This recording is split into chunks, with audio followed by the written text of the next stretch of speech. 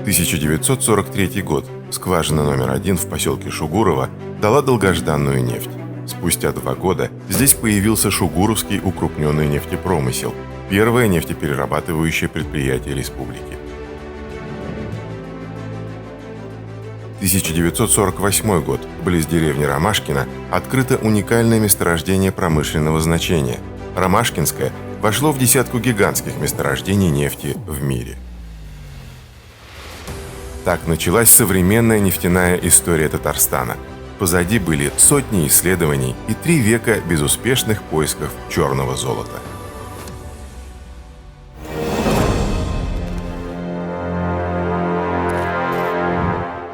Начиная с XVIII века местные жители и пришлые люди надеялись обнаружить на татарской земле полезные ископаемые. Тогда в Российской империи действовал принцип горной свободы. По закону любой желающий имел право вести поиски ископаемых как на своей, так и на чужой территории. Российское государство перед многими иными землями преизобилует и потребными металлами, и минералами благословенно есть, которых до нашего времени без всякого прилежания исканы. Паче же не так употреблены, как принадлежит. Сему пренебрежению главнейшая причина была частью, что наши подданные рудокопным делам и как оные пользу государственную произвести не разумели. Кем были те смельчаки, что долгие годы пытались найти ключ от кладовых татарской земли? Целеустремленные мечтатели, видные ученые, уверенные в успехе промышленники. Одним из первых стал Надыр Уразметов, неординарная личность, один из первых нефтедобытчиков. Знатный род Уразметовых уходит корнями в ханские времена. Надыр был хорошо образован и имел владения земли в Восточном Закамье, которые были пожалованы его роду еще казанскими ханами. В 30-е годы XVIII века Надыр Уразметов отыскал пустопорожние земли между Казанским и Уфимским уездами и обратился в Сенат с просьбой утвердить их за ним. Так появилась Надыровская волость. В конце 18 столетия в нее входил едва ли не весь юго-восток Татарстана, 47 татарских и 9 русских деревень, чувашские, мордовские и башкирские поселения, в том числе Шугурово и Сарабекулово. Надыр Уразметов одним из первых воспользовался Петровским указом о горной свободе. С 1720 года он добывал медистые песчаники и строил меднолитейные заводы, а в 1753 году обратился в Берг-коллегию с просьбой разрешить построить нефтяной завод на реке Сок. В прошлом 1752 году обыскали мы на своих крепостных дачах в Уфимском уезде на Казанской дороге по Соке-реке по обе стороны выше Сергеевска городка вверх, едучи по правую сторону подле горы Сар-Тата, при которой меленькое озеро, и в том озере имеется нефть черная.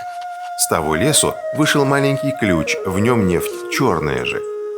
Из тех мест взяли мы той нефти для пробы фунтов 10 и просим онную нефть в Берг-коллегию принять и опробовать, и для построения на собственных дачах дать нам позволение. Через год Надыр Уразметов получает разрешение на строительство и в этих местах закладывает свой завод. Впрочем, к тому времени он уже продает собранную нефть для смазки колес, конских сбруй, осветительное масло и сырье для фармацевтической промышленности. Но после смерти Надыра его сын Юсуп отказался продолжать дело отца, и завод, к сожалению, так и не заработал. Впрочем, весть о нефтяных озерах на татарской земле уже стала распространяться по всему миру.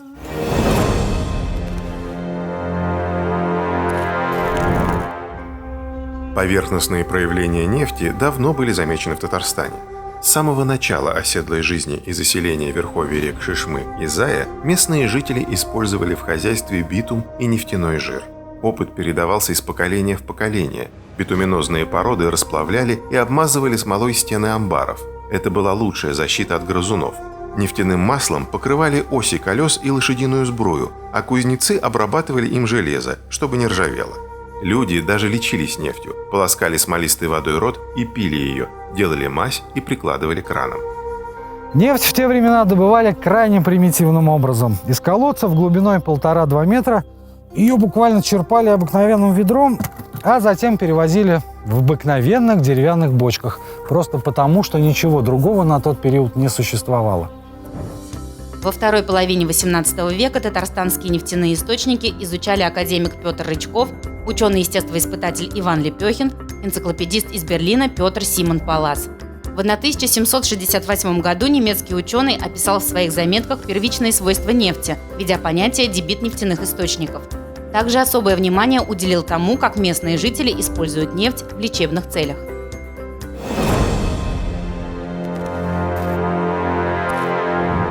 XIX столетие все еще век угля. Тем не менее, в разных уголках мира ведутся эксперименты с перегонкой нефти. Горючую светлую жидкость научились получать путем прямой перегонки нефти еще в 20-х годах XVIII столетия. Крепостные крестьяне, братья Дубинины, одни из первых ставят перегонный куб на Северном Кавказе. Название керосин предложил канадский физик и геолог Абрахам Гесснер в 1846 году. Горючая смесь жидких углеводородов, слегка маслянистая на ощупь, не давала копоти и нашла себе различное применение.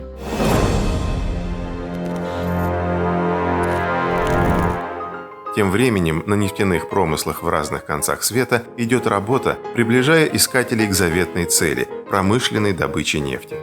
В 1846 году в районе Баку была пробурена первая в мире разведочная скважина на нефть глубиной 21 метр. В 1859-м Пенсильванию накрыла нефтяная лихорадка. Американский промышленник, известный как полковник Дрейк, освоил буровую вышку, а вскоре Джон Рокфеллер начал перерабатывать нефть в промышленных масштабах. Он и положил начало эре керосина. Побочным продуктом переработки нефти в керосин были бензин и мазут. Бензин применялся в аптекарских и ветеринарных целях, а также в качестве бытового растворителя. На тот момент бензин больше никак не использовался, и его в огромных количествах попросту выжигали в ямах или сливали в водоемы. Мазут применяли как заменитель угля в паровых машинах, а также для получения смазочных масел. Технологически мир еще не готов к полномасштабной добыче нефти. Развитию производства в том числе мешает банальное отсутствие тары, подходящей для перевозки от месторождений к заводам. Английское слово «баррель» переводится как «бочка». Баррель – единица измерения объема нефти. Появилась в те далекие времена, когда черное золото доставляли на производство в деревянных бочках для сельди объемом 159 литров.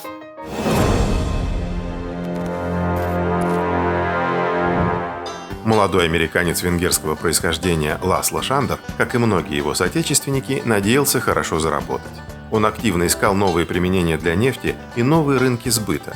Освещение городов было вполне перспективной темой. В то время для освещения использовались скипидарная смесь или конопляное масло. Ласло же попытался наладить производство осветительного газа из нефти.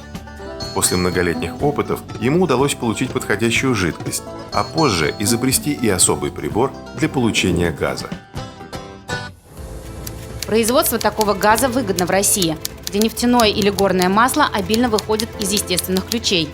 Этот газ совершенно заменит уголь и будет с ним соперничать. Сверх того, газ Шандера сделается безграничным источником движительной силы и в этом отношении произведет совершенный переворот. В июне 1859 года Шандер приезжает в Россию. В Санкт-Петербурге он обращается к властям с просьбой выдать ему привилегию, вот здесь внимание, на способ приготовления жидкостей для получения из них осветительного газа. Спустя год американец получает такое разрешение, и теперь он может снабдить своим газом всю страну. В августе 1860-го аппараты его собственной конструкции были представлены высочайшему вниманию государя-императора Александра II. Опыты, проведенные в присутствии Его Величества, увенчались абсолютным успехом. В 1862 году городское управление Санкт-Петербурга объявляет конкурс на устройство нового вида освещения. В числе 4 претендентов принимает участие и Шандер. 17 мая 1863 года Собрание Общей Думы постановило передать американскому гражданину Шандеру уличное освещение в Санкт-Петербурге изобретенным им способом взамен спирта и масла.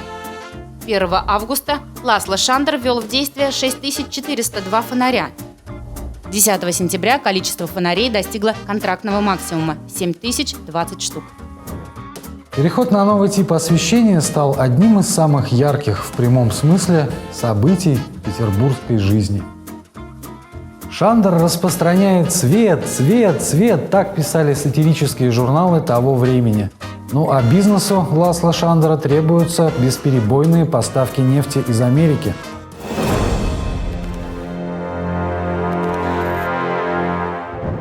Тем временем в Шугуре была предпринята первая попытка разведки на нефть методом бурения.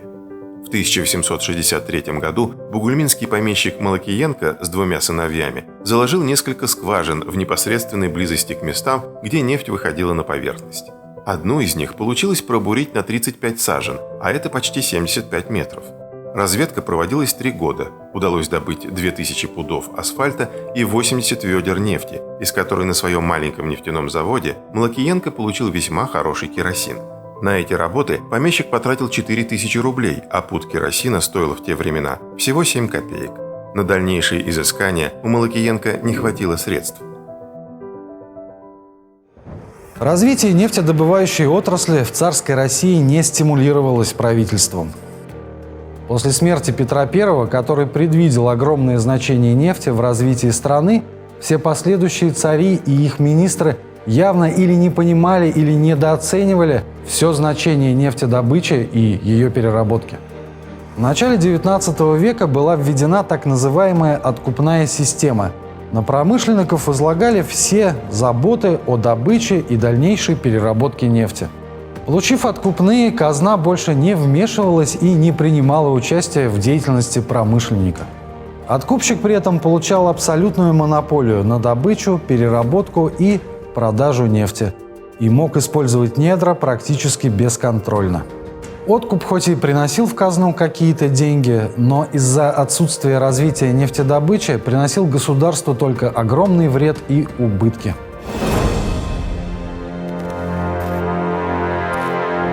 В 1864 году пионер нефтяного дела в России Ардалион Николаевич Новосильцев в компании иностранных предпринимателей Шандера и Клея приступил к поискам нефти на Таманском полуострове.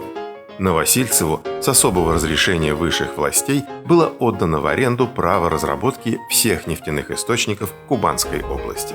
Промышленники приступили к поискам нефти пенсильванским методом. Скважины бурили рабочие и мастеровые, выписанные из Америки. Но неудачи следовали одна за другой. Поломки инструментов, искривление скважин. Сами работы велись без геологических обоснований. Скважины бурились неглубоко и беспрестанно переносились с места на место. Эти разработки так и не получили обильной нефти и успеха не принесли. После неудач Новосильцев расторг контракт с американцами. Летом 1864 года Ласло Шандер вышел из дела. Его напарник Клей и другие американские нефтяники вернулись на родину. Вскоре на таманских землях Новосильцева уже отечественные специалисты пробурили первую глубокую скважину, а в 1866 году там ударил мощный фонтан нефти, положивший начало отечественной нефтяной промышленности.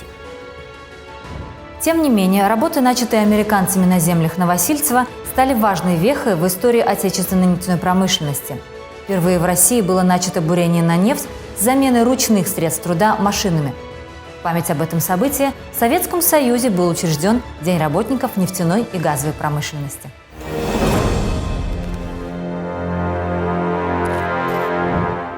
С 1863 года в течение 5 лет русские геологи Еремеев и Романовский проводили исследования на нефть в Казанской, Симбирской и Самарской губерниях. Близ татарской деревни Шугура находятся 2 источника, в которых вытекает горное масло, имеющее темно-бурый цвет и весьма сильный запах. Первый нефтесодержащий источник лежит в 3/4 от деревни Шугура и вытекает в береговом откосе прямо из песчаника. В пологих и террасообразных местах берега встречаются глыбы полутвердого и совершенно мягкого асфальта. Вообще вся масса здешнего песчаника сильно пропитана нефтью, писал Еремеев в горном журнале. Инженер Геннадий Романовский полагал, что помимо Кавказа самым перспективным для поисков нефти регионом России можно считать Волго-Уральскую провинцию.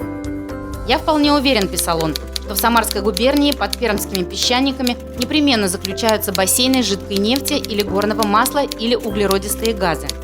Я сказал, что исход нефти должен начинаться в Девонских осадках, следовательно, на глубине не менее 100 сажен. В 1872 году отменили откупную систему, которая сдерживала развитие нефтяного дела в России. В отечественной нефтяной промышленности начался новый этап. Главным местом действия нефтяной лихорадки в Российской империи стал район Баку. Вместе с этим началась борьба и за мировые нефтяные рынки.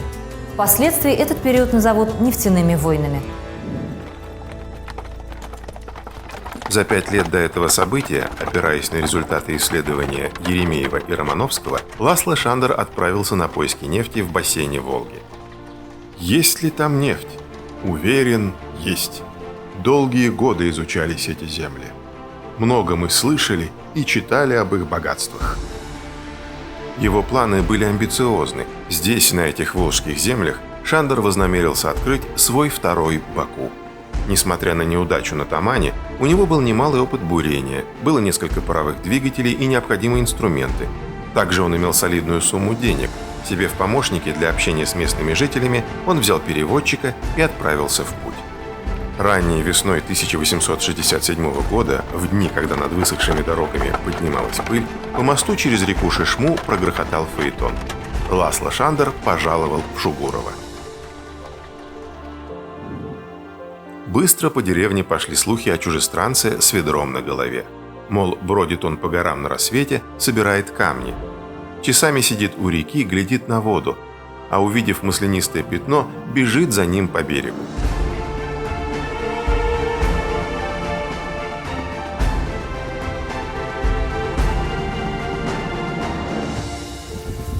В те дни, когда простой люд вовсю готовился к Сабантую, чужеземец направился прямиком к старейшинам и сельскому старости. Не интересовали Шандера ни батыры, ни народные гуляния. Команда! Я хочу эту землю. Готов платить. Землю ему отдать. Придумал тоже.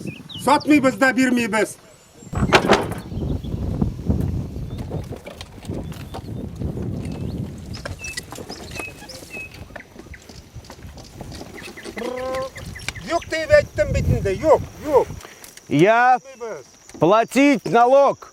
Год. Всех шугур.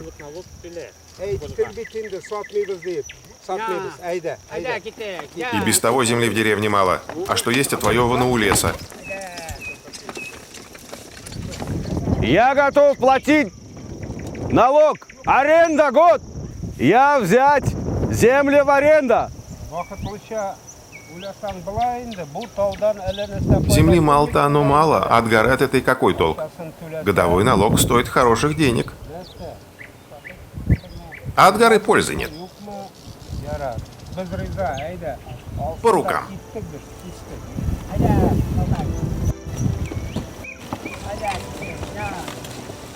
Вследствие выгодного мнения, которое я себе создал, я обеспечил за собой нефтеносные имения в Самарской, Симбирской и Казанской губерниях. Обозначенные в моем контракте нефтяные земли занимают пространство почти в 100 тысяч десятин, а затеваемое дело имеет неограниченную ценность. На полученных землях Шандер заложил 5 скважин. Из рапорта горного инженера. Бурение скважин производится американским способом.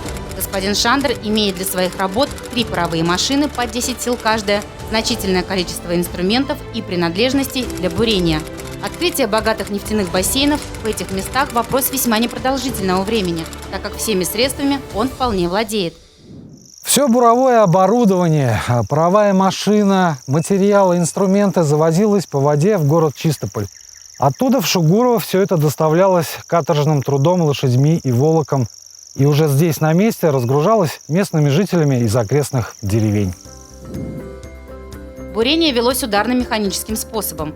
Хоть в процессе и был задействован паровой двигатель, любые аварии и поломки приходилось устранять вручную. Уверенность Шандера в нефтеносности района была настолько велика, что, не дожидаясь бурения скважин, он вложил солидный капитал в строительство фабрики по производству бочек для транспортировки нефти. Для завода в Чистополе он выписал из Соединенных Штатов деревообделочные машины. На американском оборудовании можно было выпускать до 1000 бочек в сутки. Помимо нефти, Шандер занимался разработкой нефтебитумных пластов. При этом был очень тяжелый труд рабочих, которые кувалдами весь день откалывали от скальной породы битумонозные пласты. Раздроблением занималась ручная дробилка. И в конечном итоге большие котлы засыпались вот такие вот куски большие битумонозные породы. Кажется, он простой. Это не камень, он вязкий. Чтобы его разбить, надо столько сил положить. Вот простой камень, он колется, а здесь его надо еще несколько раз раздробить. Они растворялись в кипятке, варили именно в воде. Песок оседал на дно, а верхнюю часть уже готового битума сливали в бочки и отправляли потребителям куда надо. Вот он расплавлен. И в такие бочки, чуть меньше, его заливали. Вот он. Это битум, это природный битум. Местные относились, как к царю и богу, потому что он платил. Люди в округе не было работы, а здесь вечером получали деньги. Зарплату Шандор выдавал непосредственно после процесса этого всего. Работа была тяжелая. Был случай, когда вот именно при размешивании в огромном котле этого битума молодой парень упал и сжег себе ноги. Но родственники не получили ничего. Ко всему то, что он был богатый, ко всему то, что он платил людям, была жестокость, не было душевности. Одну из скважин Шугурова Ласло Шандеру удалось пробурить на 1162 фута, а это почти 354 метра. Глубина второй скважины равнялась 126 футам. Скважина в селе Сарабекулово достигла глубины 673 фута. Несмотря на оптимистичные прогнозы и уверенность в успехе, Шандер так и не нашел промышленной нефти, потратив при этом весь свой капитал 850 тысяч рублей. В апреле 1877 года, когда началась русско-турецкая война, американец вернул свои работы в Поволжье.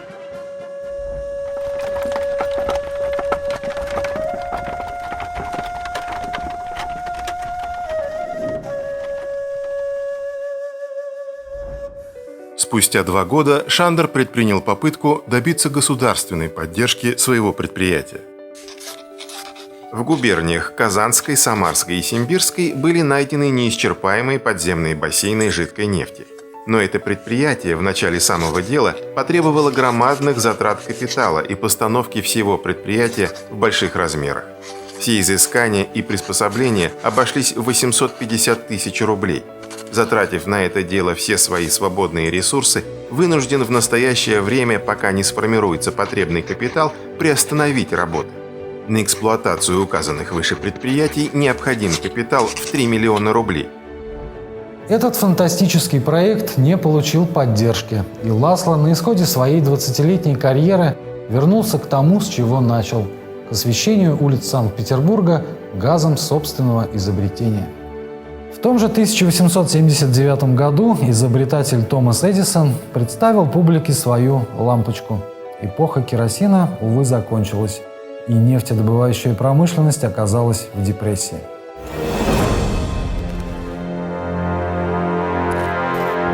На основании неудач господина Шандера и Малакиенко и всех имеющихся данных в Самарской, Симбирской и Казанских губерниях едва ли можно ожидать обширных вместилищ нефти. Эти месторождения в практическом отношении могут иметь только местный интерес. Несмотря на все оптимистические прогнозы ученых, в конце 19-го, начале 20 веков к разработке нефтяных месторождений оказались не готовы ни научное и геологическое сообщество, ни технологии, ни чиновники. После шандеровских 354 до нефти оставалось еще 155 метров, и преодолены они будут только лишь через 65 лет.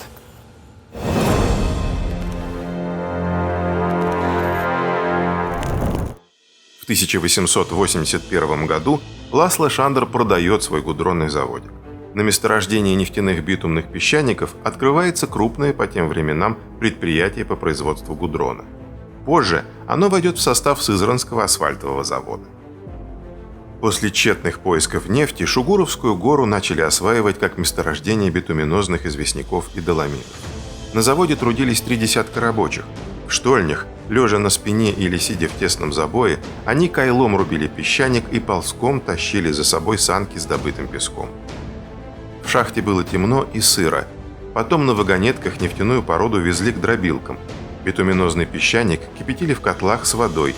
Битум всплывал, отделяясь от песчаника. Объем производства достигал 6500 пудов асфальта на сумму 5000 рублей в год. Заводом владели известные предприниматели, основатели асфальтовой промышленности России, братья Воейковы. Уже тогда сызранский асфальт был знаменит тем, что вывозился в Москву и Санкт-Петербург, шел на обустройство асфальтовых мостовых и тротуаров. В столице именно его положили вокруг храма Христа Спасителя.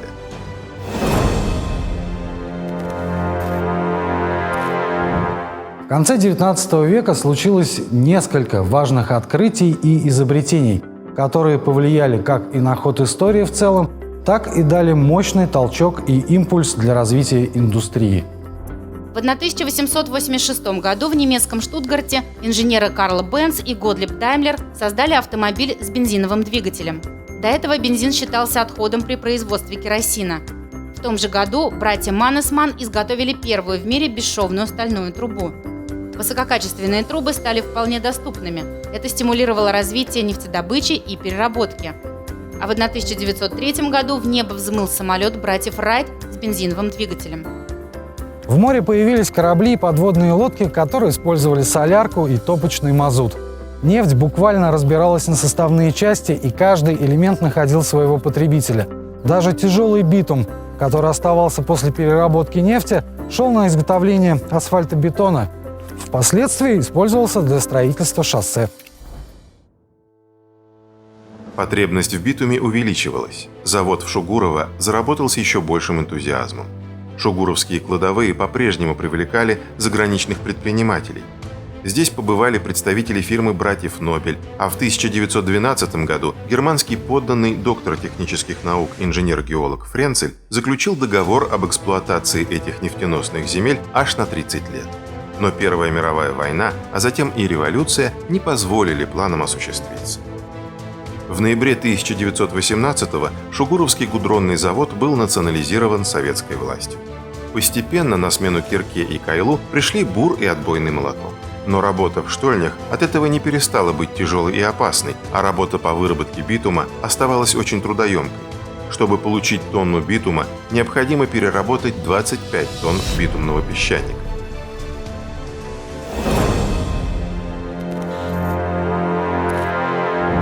В первые же годы советской власти правительство и Владимир Ильич Ленин начинают вплотную заниматься вопросами организации нефтеразведочных работ. При этом особое внимание уделяется поискам нефти в восточных районах страны – в Поволжье, на Урале и в Сибири. Вернувшийся из США в Россию академик Иван Михайлович Губкин включился в работу Главного нефтяного комитета.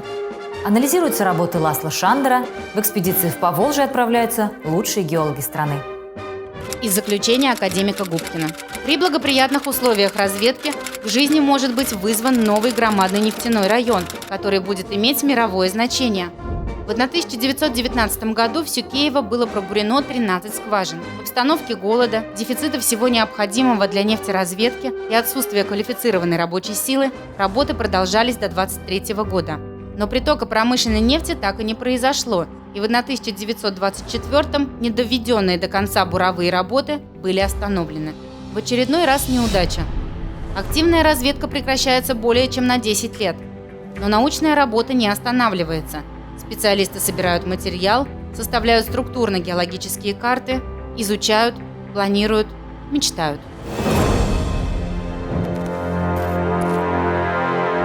К 1938 году Татария оказывается самым отстающим по степени разведанности регионом. Другие районы Урала-Поволжья ушли в этом плане далеко вперед. В некоторых уже добывалась нефть. В это же время выходит постановление о строительстве Куйбышевского гидроузла на реке Волга и реке Кама. Из-за вероятности затопления части нефтяных площадей было необходимо форсировать разведку этих территорий. В 1939 году 18-й съезд ВКПБ ставит задачу создания второго Баку – новой нефтяной базы между Волгой и Уралом.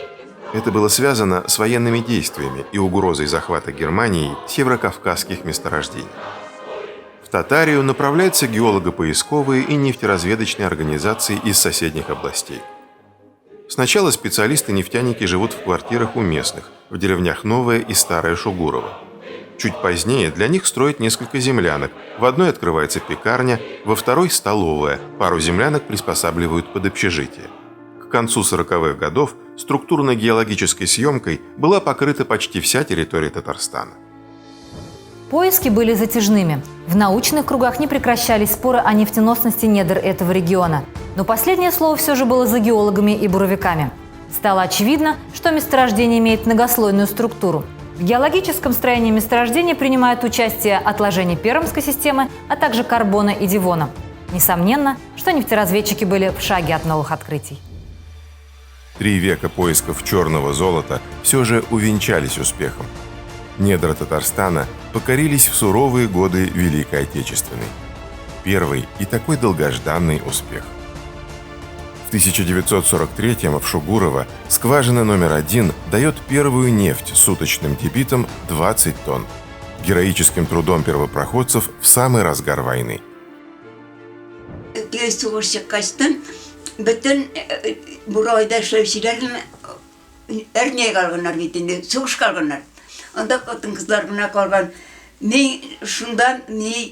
Во время войны многих мужчин, кто работал на буровой, забрали в армию. В 42-м мне тоже сказали в военкомат приходить. Думала, на фронт поеду. Но оказалось, нам нужно работать на буровой.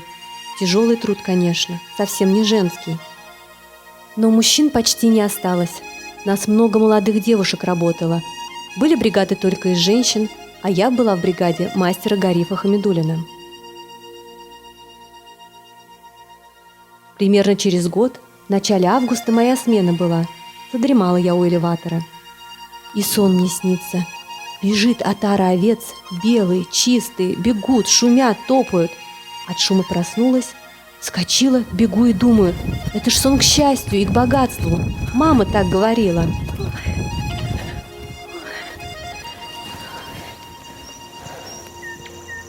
Нефть. Нефть шықты. Хамидулла абы нефть шықты. Хамидулла абы! Хамидулла абы! Нефть шықты! Скважина дала уникальный материал. Удалось доказать, что именно в этом направлении необходимо продолжать поиск более продуктивных нефтяных пластов. Это событие стало одним из важнейших в геологической науке СССР. Секретно. Приказ Народного комиссара нефтяной промышленности СССР номер 244-С от 30 мая 1945 года. Товарищу Каламкарову. Организовать шугуровский укрупненный нефтепромысел с подчинением его глав нефтедобычи.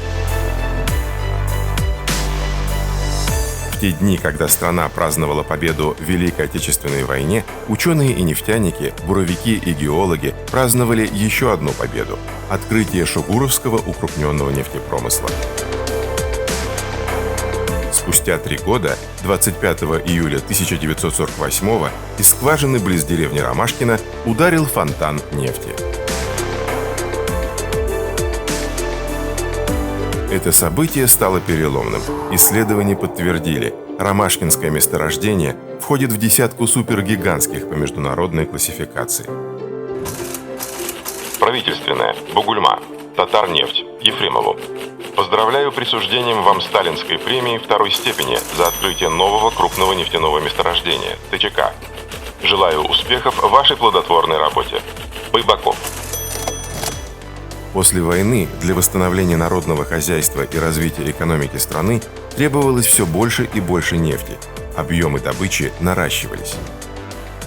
35 лет вся экономика Советского Союза держалась на татарской нефти, говорил первый нарком и министр нефтяной промышленности СССР Николай Байбаков. В новую постсоветскую историю нефтедобывающая промышленность Татарстана вошла на излете кривой падения добычи углеводородного сырья. Тогда перед нефтяниками и учеными стояла задача остановить падение и стабилизировать добычу. С помощью новейших технологий и новаторских экспериментов удалось не просто стабилизировать, но и в какой-то мере увеличить ее. С начала промышленной добычи в Татарстане добыто более 3 миллиардов тонн черного золота. Сотни имен, тысячи исследований, несколько поколений нефтяников и ученых, больше 3 веков поиска, добычи и переработки черного золота. История татарстанской нефти состояла из проб, ошибок, неудач и великих побед.